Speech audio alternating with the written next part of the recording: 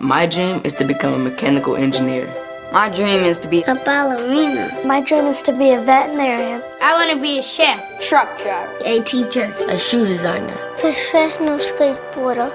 But right now, I'm just a kid. Just a kid. I'm just a kid. I'm just a kid ready to be adopted. Ready to be adopted. I'm just a kid ready to be adopted. For the facts about adopting a child from foster care, contact the Dave Thomas Foundation for Adoption.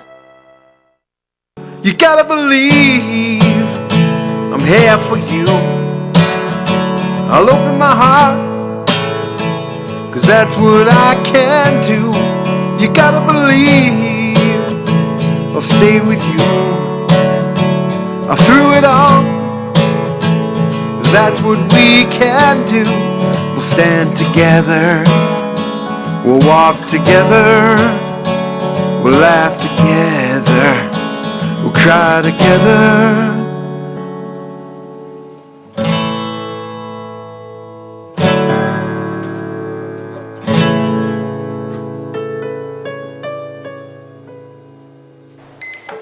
Welcome to another edition of the Adopting Teens and Tweens Show. My name is Chester Jackson, and I'm the host of this segment. I have some wonderful guests with me, Ms. Doran Matthews and Ms. Sylvia Hooper. And we are going to talk about a very special, unique foster parent advocacy Foundation Inc. or FPA-Foundation. And we're going to talk a little bit about what the organization does and a little bit about the history of its founders. Shall we start with you, Ms. Hooper? Sure. All right. How you doing? Good, great. Thank you for having us. I feel like we've had this conversation before. Always good. We're like, when you're here, you're home. For years, that's right. When you're here, you're home. Okay. So now we know that you founded this organization. That is the goal of the organization is to what's that? To empower, educate, advocate, and support foster parents and children in foster care. In New York That's City. our mission in short. That's your mission in short. Yes. Okay. And that's a fine mission indeed. How did you come to that place? Now I know you have a unique connection with foster care and adoption. Would you share a little bit of that with us? Sure, of course. My mom was a foster parent for many years, and so my mother and father had taken us in. They had taken us in from birth, and I was adopted at 3. And so, unfortunately, when I was 15 and my brother was 13, my mom had passed away. Okay. And so we were placed from being adopted back into foster care. So we were placed into kinship care. And we had stayed with our relatives that had lived upstate. And this was actually the first time we had met them. Wow. So it was a very awkward and unique situation, because you would think because we were family, we had already had that familial connection. So even with them being foster parents, I mean, were they foster parents before you guys came? No. Oh, okay. They so had opened up their home specifically to take us in. Okay. And this is the first time you met them? Yes. Yeah. And how was that for you? It was a unique experience. I mean, coming from the Bronx and then moving upstate, and then having such a traumatic loss as losing my mother. It was hard on both me and my brother, but I was very grateful that you had a place to live. Yeah, that my relatives had taken us in, because the other alternative would have been going into a group home, and my father was much older, so he would have had to go into a nursing home. So in order to keep us all together, we went upstate. And I kind of made the decision that we were all going to be going upstate. I was kind of, the adult figure at that time. You had this plot of land up there? No, I was like the adult figure. I had to take care of both my father and my brother, because my father was ill as well. Wow. And how old were you at this point? I was 15. Wow. Yeah. That's awfully young.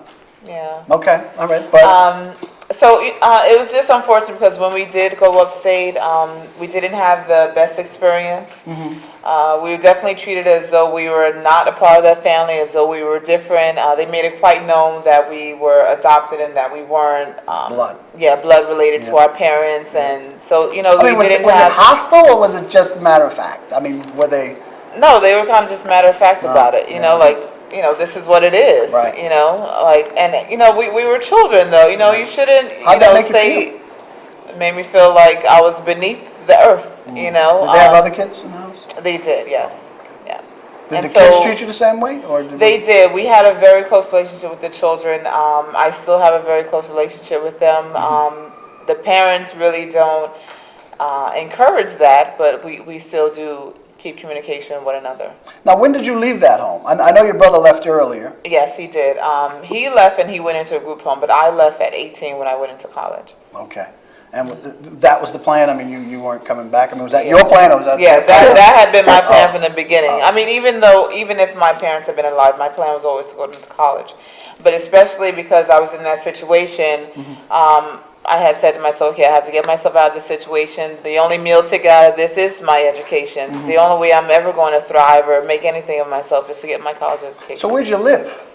When I went to college, Well, you I were lived college, on yeah. campus. Okay, that's, the school year, and then there's summers and vacations.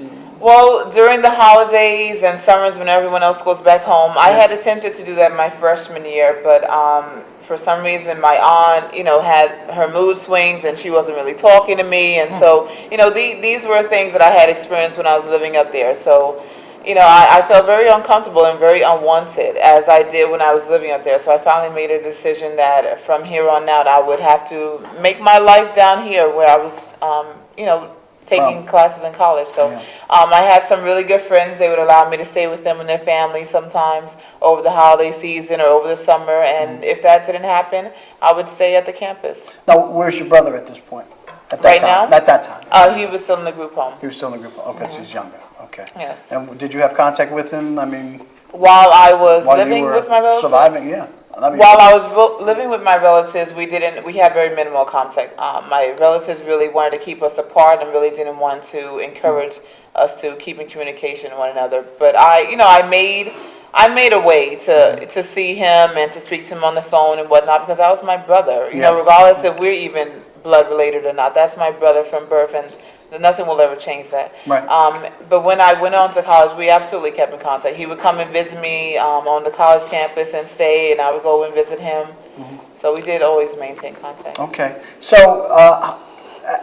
at some point you decided that you wanted to do something. Was this a giving back kind of thing? Absolutely. The organization? Giving back to other youth that are in foster care, and also to assist foster parents. My mother was one of those good foster parents that did it out of the kindness of her heart. She had many children that she had taken in, and she gave them the very best. She wanted to give them a good home and to give them that sense of family and a sense that, just because of your situation doesn't dictate your future and doesn't dictate the person that you're going to become. She wanted everyone to get their education, and she wanted them to thrive, and I felt that when I lived with her and when I was under her wing. And so I want to give that to other kids. I want to ensure that the homes that they're in are appropriate, that these foster parents are doing it for the right reasons, but also to make sure that these kids are safe, that they're secure, and that if they don't feel that they are, that they can contact someone, that they tell an adult that's in their life, that they tell their caseworker, that they inform their agency, and don't feel as though their voice is not going to be heard or that their voice is not respected. It should be within this system. Now, I see you're very passionate about it. Did you always have that? I mean, like from 16 saying, gosh darn it, when I get a chance, I'm going to or was that like a college thing that kind of blossomed out of the whole experience? No, actually, coming out of college, I had worked in ACS and worked in a foster care agency, and so I wanted to work within those systems because those are systems that I had, personal experience with, and so I wanted to give other families what I didn't have. I felt as though the agencies weren't doing what they were supposed to do, even when I was in foster care. I knew that someone was supposed to be checking on us while we were living in that home with my relatives. I knew that someone should have been helping me with the college process instead of me contacting colleges, setting up appointments, getting my, filling out my own paperwork and going through my own application process on my own. If I would have had someone assisting me in that, it would have made it a whole lot easier. Even just having the stipend that you're supposed to receive once you graduate from high school and go into college, that wasn't even given to me. No one even informed me of that. Yeah. And so I feel as though if you have those types of services put in place, then a youth can thrive and can be as successful as their counterparts that are not in foster care. Okay.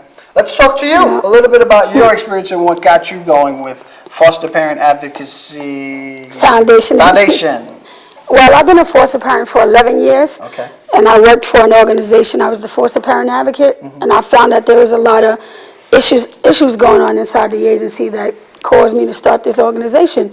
Because while I was the foster parent advocate, they didn't really want me to advocate for the foster parents. And I found that was kind of crazy, A little bit of conflict. Right. Why am I here if I can't advocate for the foster parents. So they thought you were too much of an advocate for them. Right. Okay. I mean, were you asking for things that were going to cost them fortunes? Or No. What kind of things were you advocating? It was certain ACD vouchers, a lot of complaints, things that were going on with kids that I was telling the director that they just wouldn't address. Okay. So even having hired an advocate, they didn't want to hear what you had to say? Nope. Okay. As an advocate, there's only so much that an advocate could do inside the foster care agencies. Okay. So you guys decided that what we're going to do is form another agency outside of that, another entity, and you decided to form the Foster Parent Advocacy Foundation, which is a 501c. 501c3. Okay, C3, tax exempt, tax free. Yes. You can make charitable donations. Yes. Yeah. So a little bit about your funding, which is not like coming from Washington or any huge pile of money. No, right now we're dependent upon community donations. From individuals who want to donate, anyone who wants to sponsor us, please do so. This is not an individual issue. This is not just the issue of these children only alone or these foster parents. It's really a community issue.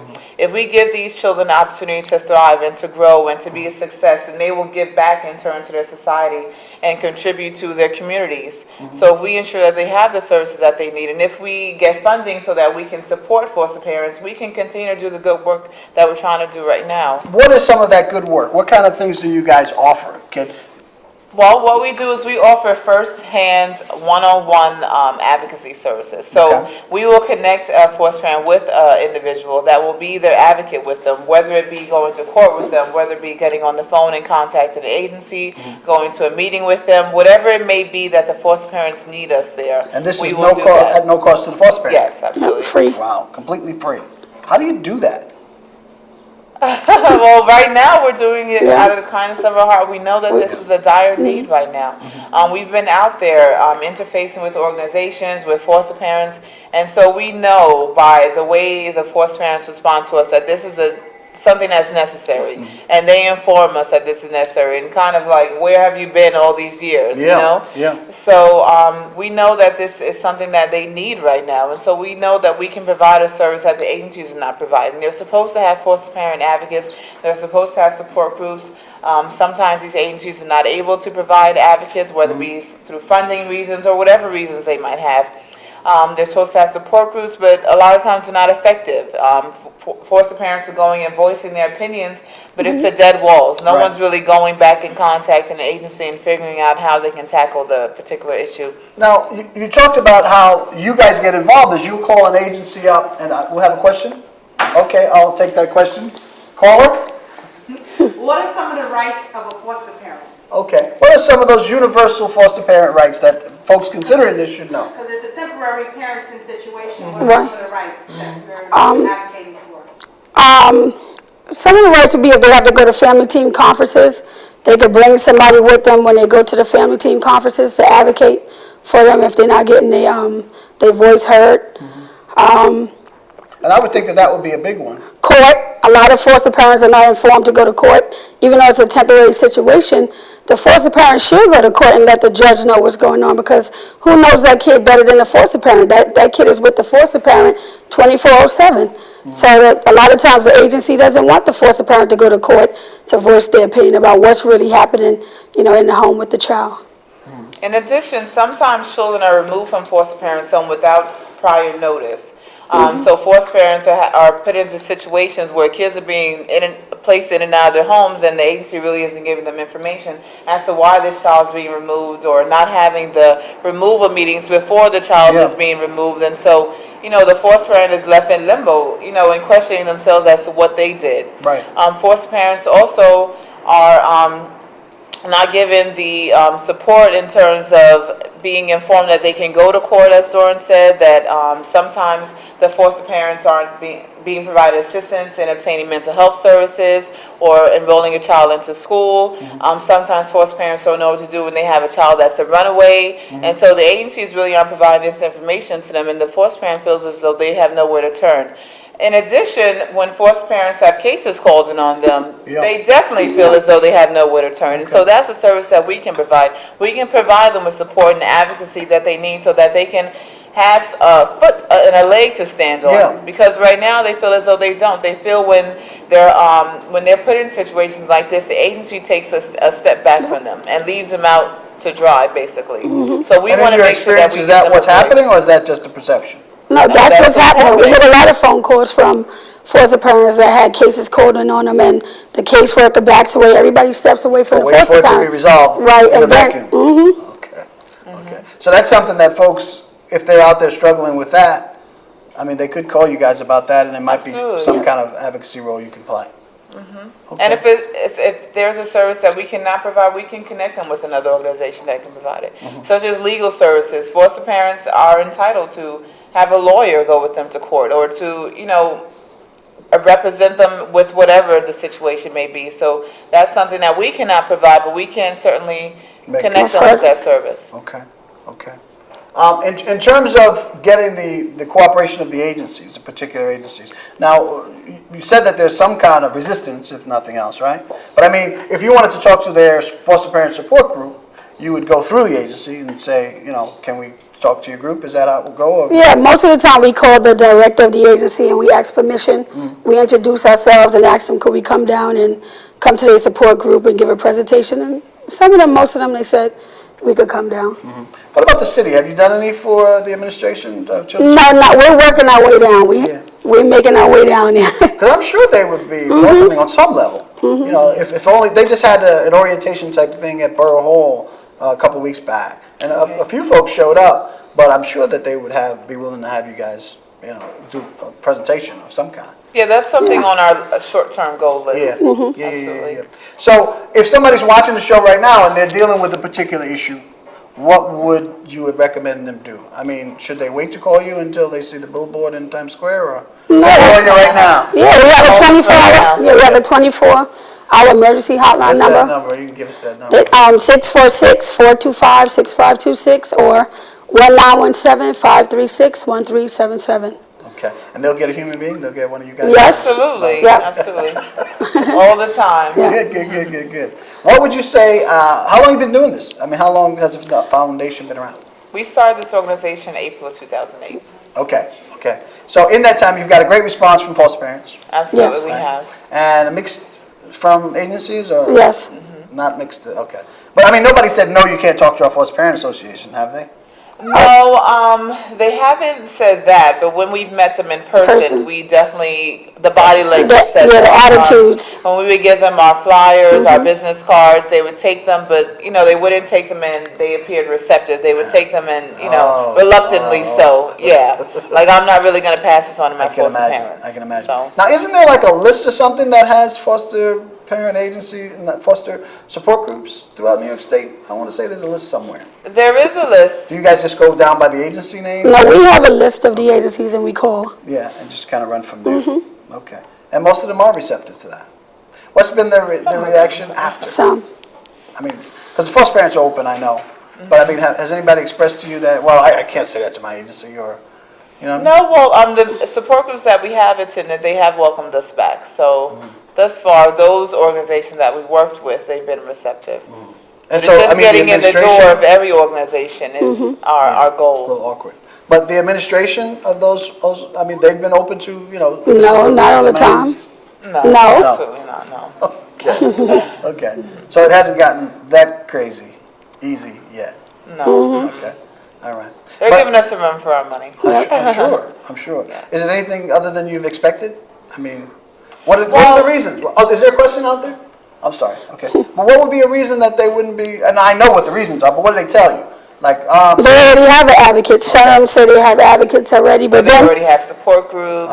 we don't need all that. but then we have somebody, then one of the foster parents from the agency gives us a phone call saying they have issues. So if you have an advocate, how come your foster parent is calling us? There's something going on in the agency that the foster parent doesn't feel comfortable talking to that advocate or with the caseworker. So are they more receptive when it comes from the foster parent association? I mean, when you go back and say, well, we spoke to 70 people.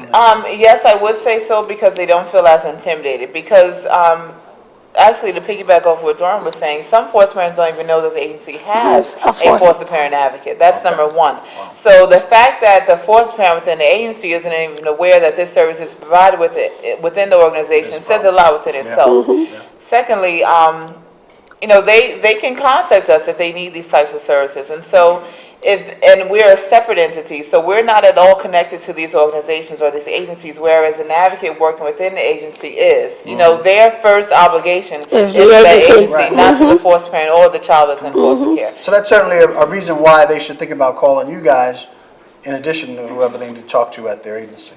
Absolutely. Okay. And I mean, in terms of calling you guys, and there's a question there, we got two questions there. Yes.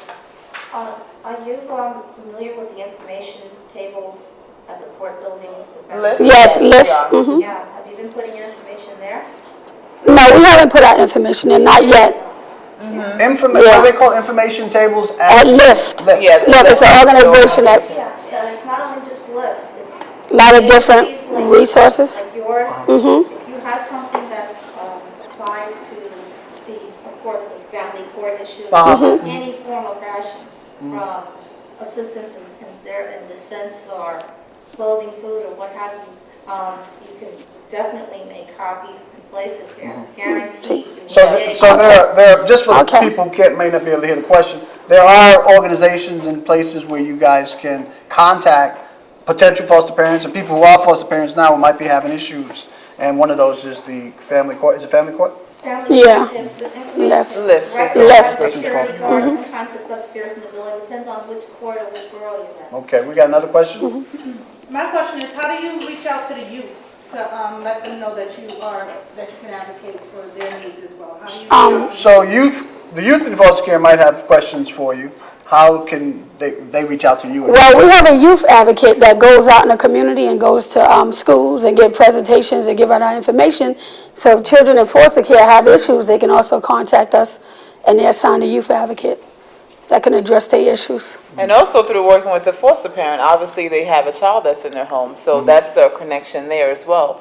Have you gotten any resistant foster parents? Like, no, you don't need to talk to him, or I don't know if I can let you talk to him? No, kind of? absolutely Okay. not. No, I had a foster parent that was intimidated and afraid because the foster parent was having a lot of issues with the organization, and he didn't want to really tell me what the situation was until he went in, because he thought the agency was going to remove the kids from his home if he came to us. So he didn't call me back because he felt intimidated by the agency, which it shouldn't be like that. Foster parents, they have a right, and if they're not getting the services that they need from any foster care agency, they have a right to make a complaint, because these agencies are supposed to be providing this service to the community. So if you're not doing it, the community, foster parents, birth parents, children in foster care, they have a right to make a complaint.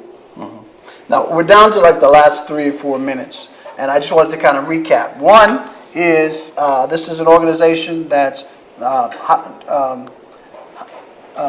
501c3, so tax-deductible donations. Yes. You don't have any big contracts or anything like that? No, not yet. We help and support Not the yet. community. Financial support, including active volunteers? Yes, Folks who are absolutely. interested in being advocates? Recruitment, intake, all that sort of stuff.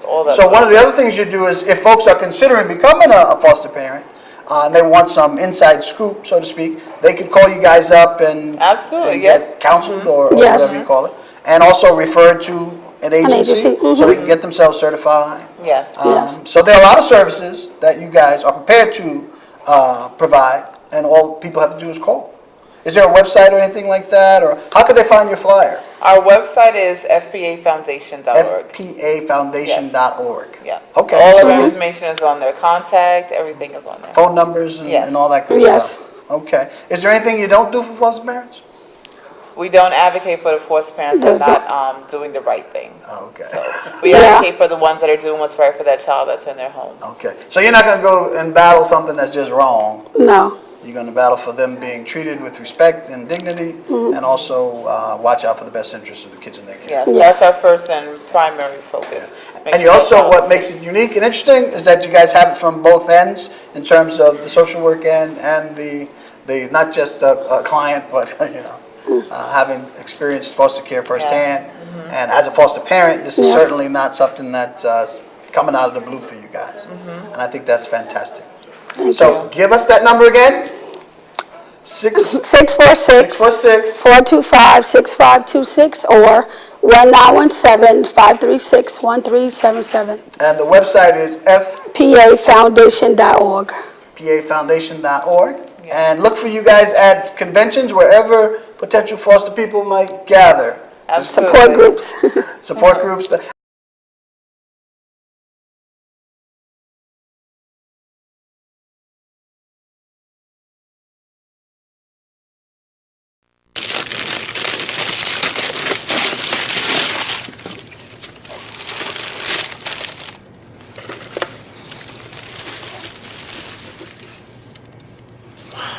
I remember how much you said you liked wine. Oh.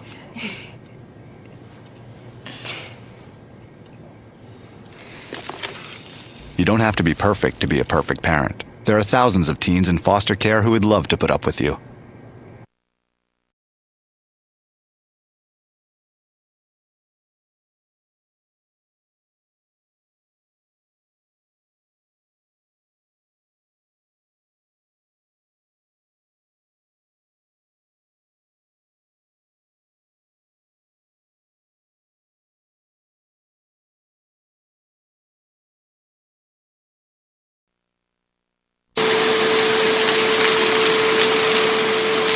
Mom! Mom! What? You can't find Ichabod. What?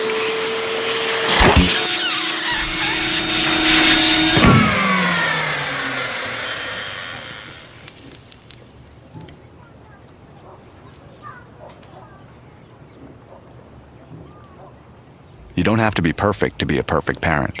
There are thousands of teens in foster care who would love to put up.